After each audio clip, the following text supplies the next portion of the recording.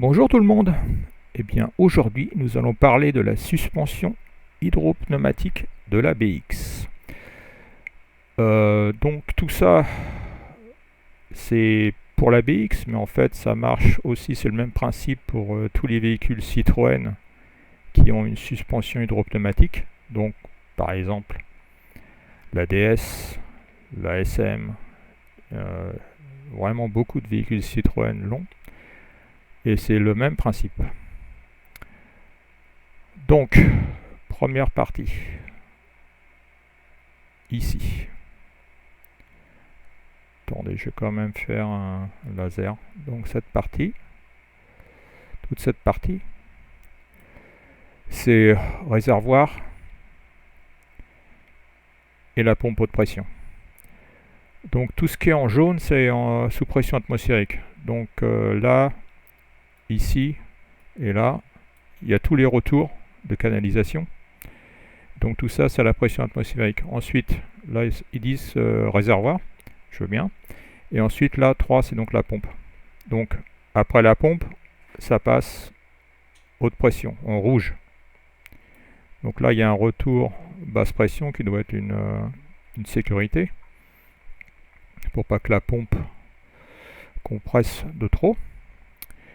Et ensuite, ce liquide sous haute pression, il part dans de multiples directions. Donc on va regarder cette canalisation. Et ce truc-là, le 6, c'est le correcteur de hauteur d'assiette pour l'avant. Okay. Ensuite, le liquide haute pression, il va sur les deux côtés vers les éléments de suspension avant. Donc sur une voiture normale, ce serait des jambes McPherson. Donc là, on a le cylindre avec un piston. Et là, nous avons la fameuse sphère avec le liquide haute pression rouge et le gaz inerte qui agit comme un ressort et qui est donc de l'azote en bleu. Donc ça, tout ça, c'est la partie avant. Et il se passe la même chose à l'arrière, exactement pareil. Correcteur de hauteur d'assiette, là. Et ensuite, nous avons les deux éléments de suspension pour l'arrière. Quoi d'autre à ajouter? Pas grand chose. On va juste dans la prochaine image, on va voir une description de ce truc là. Donc l'accumulateur principal. Donc passons à la seconde image. Donc voici l'accumulateur principal. Donc à la sortie du fabricant, à la sortie de la fabrication, c'est comme ça à ça qu'il ressemble. Donc nous avons l'azote qui n'est pas sous pression. Et donc là, nous avons le cylindre où le liquide de pression se met. Donc dès qu'on met sous pression l'accumulateur principal, donc le liquide se met sous pression, il pousse donc ce diaphragme qui est c'est une membrane synthétique. Donc il va pousser. Donc là, quand c'est sous pression, ça pousse contre l'azote. Et au bout d'un moment, l'azote se met à la pression d'utilisation. Et donc le liquide sous pression est à la même pression que l'azote.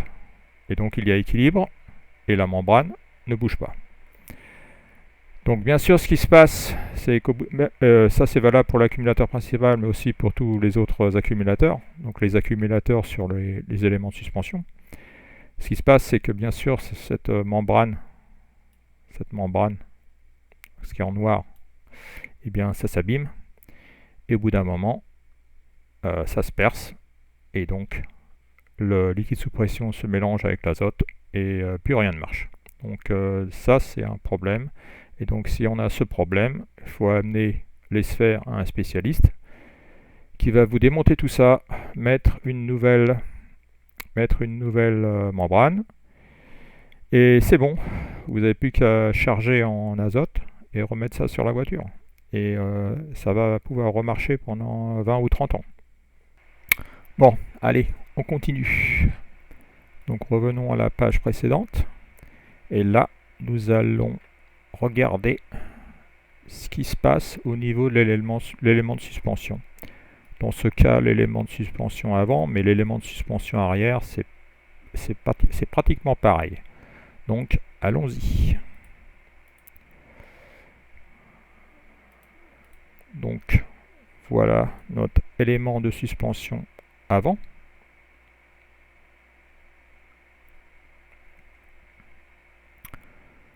Alors,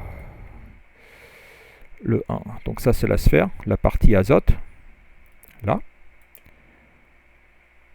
Donc, 2, liquide sous pression. Et entre les deux, il y a bien sûr la membrane. Ensuite, 3. Donc ça, c'est là où est l'amortisseur. Et l'amortisseur, c'est très petit. C'est juste un petit machin en acier qui se positionne là, une petite rondelle en acier. 4, c'est l'arrivée de liquide haute pression. Donc il faut bien qu'il arrive quelque part, de quelque part, il arrive par là. Donc il arrive par là. Ensuite, donc 5, bah ça c'est le cylindre, où se trouve le liquide en haute pression. Et 5, c'est le piston. Donc le piston, il est là. Et le piston, il se connecte, il est solidaire. Il est solidaire de l'élément de suspension. Donc, quand la roue se prend une bosse, la roue monte, l'élément de suspension pivote et monte. Donc le piston monte. Et donc la membrane va descendre. Elle va se cogner contre l'azote sous pression. Et donc l'azote va agir comme un ressort. Et l'amortisseur, ce qu'il fait, c'est qu'il freine le liquide. Il freine le liquide haute pression. Et donc, il agit comme un amortisseur. Et on va regarder ça tout de suite, l'amortisseur. Donc on va passer de l'autre côté, là, à droite. Voilà l'amortisseur. Donc, si on regarde là, effectivement, c'est juste une rondelle d'acier avec des trous et des clapets.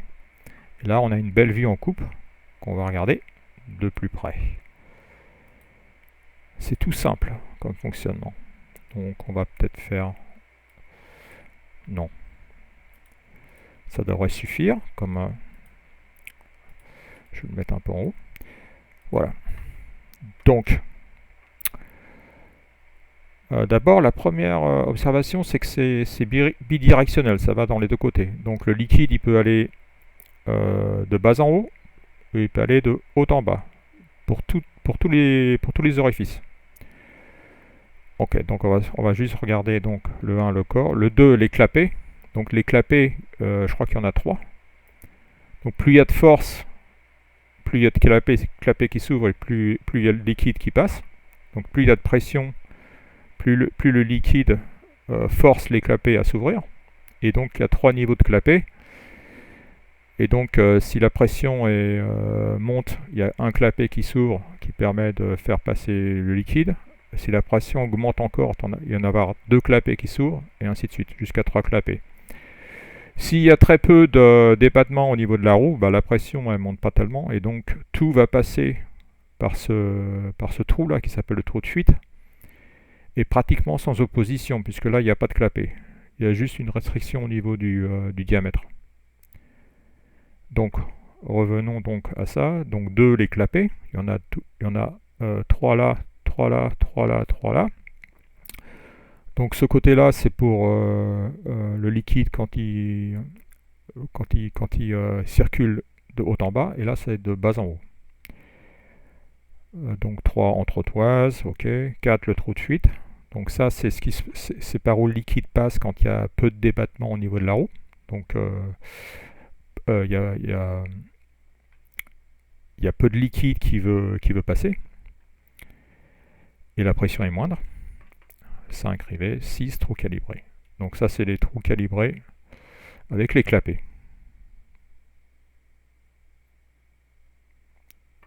Bon, passons à la prochaine. Attendez, je vais quand même vérifier qu'il n'y a rien d'autre là. Ok, donc passons à la prochaine. Ok, donc là, ça commence à devenir intéressant. Qu'est-ce qui se passe quand la suspension se prend une bosse?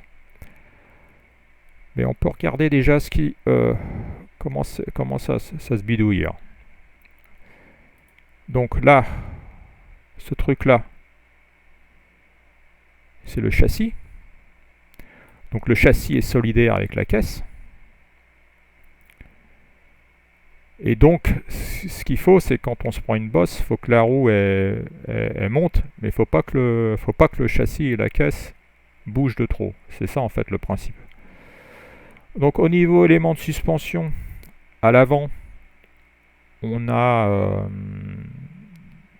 donc là, ça c'est le bras de suspension qui pivote à ce niveau-là.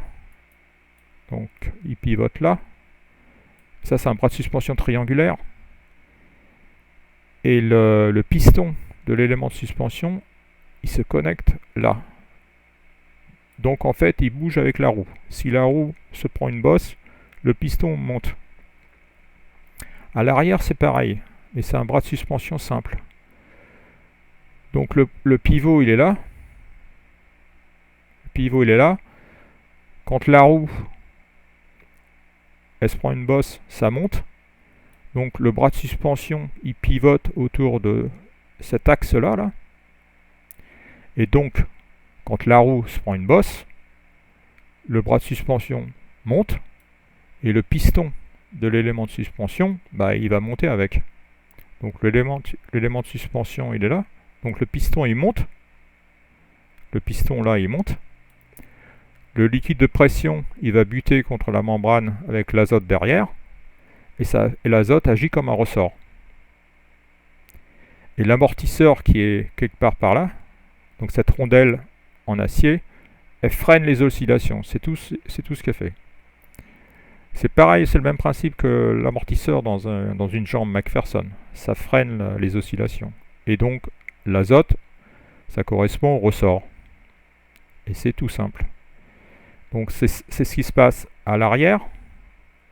Et c'est exactement pareil à l'avant. La seule différence, c'est au niveau du type d'élément de suspension. À l'avant, nous avons un bras triangulaire, en anglais un wishbone. Et à l'arrière, c'est juste un bras simple. Donc, si on regarde l'arrière, la roue, elle bouge comme ça, de haut en bas. Ok. Et donc la roue bouge de haut en bas, mais la caisse, le châssis, ne sont pas censés bouger si la suspension fait bien son travail. Et donc si la caisse et le châssis ne bougent pas, le gars qui est assis par exemple derrière, il va rien sentir. Il va pas sentir les bosses. Donc c'est ça le rôle de la suspension. Et que ce soit une suspension classique avec des ressorts et des amortos ou une suspension hydropneumatique, le résultat est le même. Donc passons à la prochaine.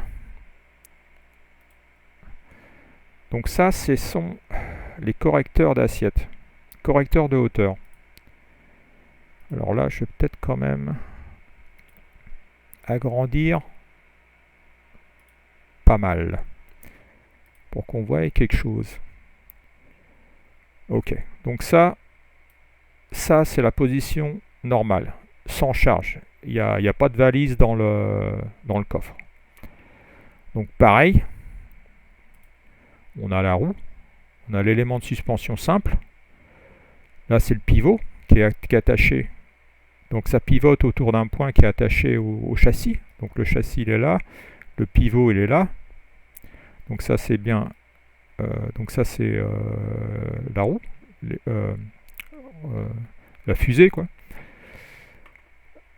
Donc ça, c'est le châssis. Et ça, c'est l'élément de suspension, liquide haute pression, l'azote qui agit comme un ressort, la membrane. Et donc, il y a cet élément qui est nouveau, c'est le correcteur de hauteur. Donc là, c'est l'arrivée du liquide haute pression, et ça, c'est le retour. Donc ça repart vers le réservoir, la réserve. Et c'est une espèce de tiroir, vanne, qui est en fait contrôlé par une biellette qui est attachée à l'élément de suspension. Donc, là, on est en position neutre, donc il se passe rien, ou très peu, je dirais. Et maintenant, on va passer en position charge. Donc, voyons voir.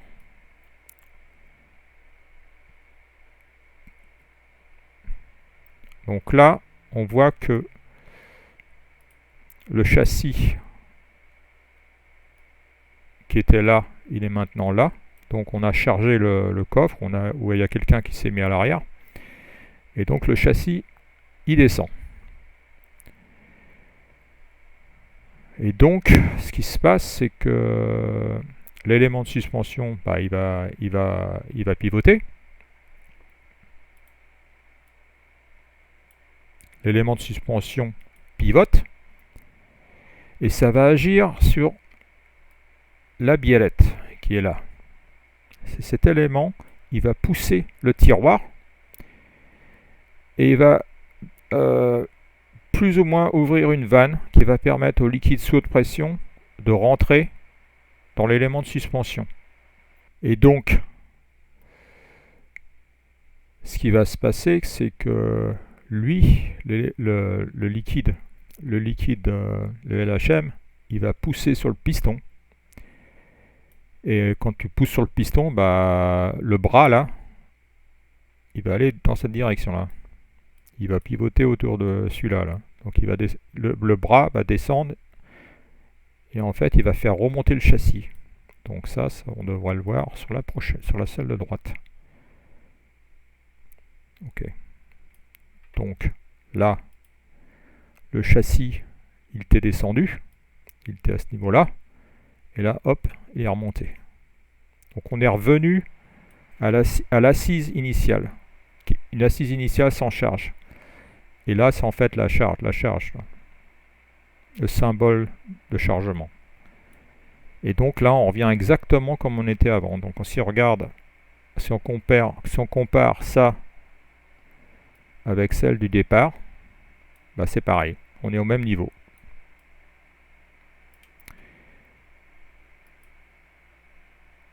Donc ce qui se passe, c'est que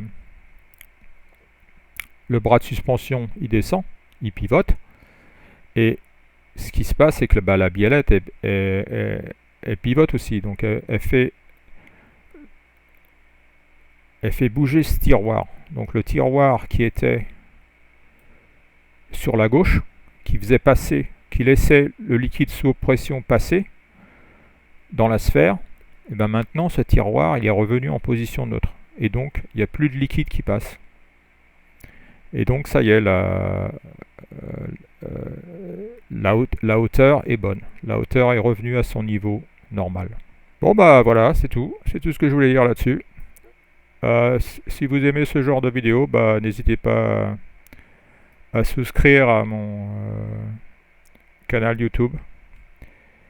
Et je vous souhaite une bonne journée. Et on se revoit à la prochaine vidéo. Allez, au revoir.